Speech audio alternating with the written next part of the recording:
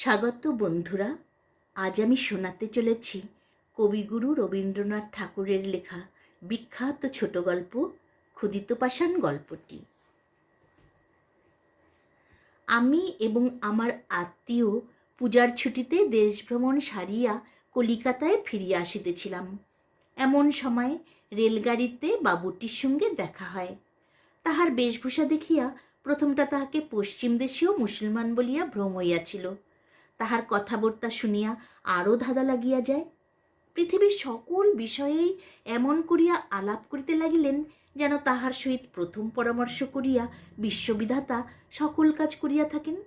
বিশ্ব সংসারের ভিতরে ভিতরে যে এমন সকল অশ্রুতপূর্ব নিগুড় ঘটনা ঘটিতেছিল, রুশিয়ানরা যে এত দূর অগ্রসর হইয়াছে, ইংরেজদের যে এমন সকল গোপন মতলব আছে, দেশীয় রাজাদের মধ্যে যে একটা খিচুড়ি পাকিয়া উঠিয়াছে, এ সমস্ত কিছুই না জানিয়া আমরা সম্পূর্ণ নিশ্চিন্ত হইয়াছিলাম।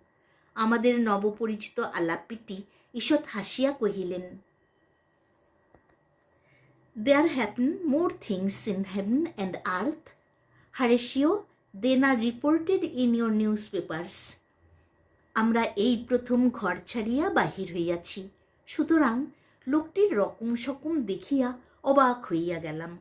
লোকটা সামান্য উপলক্ষে কখনো বিজ্ঞান বলে, কখনো বেদের ব্যাখ্যা করে, আবার হঠাৎ কখনো পার্সির বয়েত আওড়াইতে থাকে।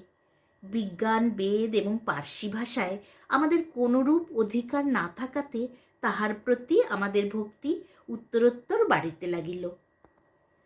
এমনকি আমার থিওসফিস্ট আত্মীয়টির মনে দৃঢ় বিশ্বাস হইল যে আমাদের এই সহযাত্রীর সহিত কোনো এক রকমের অলৌকিক ব্যাপারের কিছু একটা যোগ আছে, কোনো একটা অপূর্ব ম্যাগনেটিজম অথবা দৈবশক্তি অথবা সূক্ষ্ম শরীর অথবা ওই ভাবের একটা কিছু। তিনি এই অসামান্য লোকের সমস্ত সামান্য কথাও ভক্তি বিহ্বল মুগ্ধভাবে শুনিতেছিলেন এবং গোপনে নোট করিয়া লইতেছিলেন।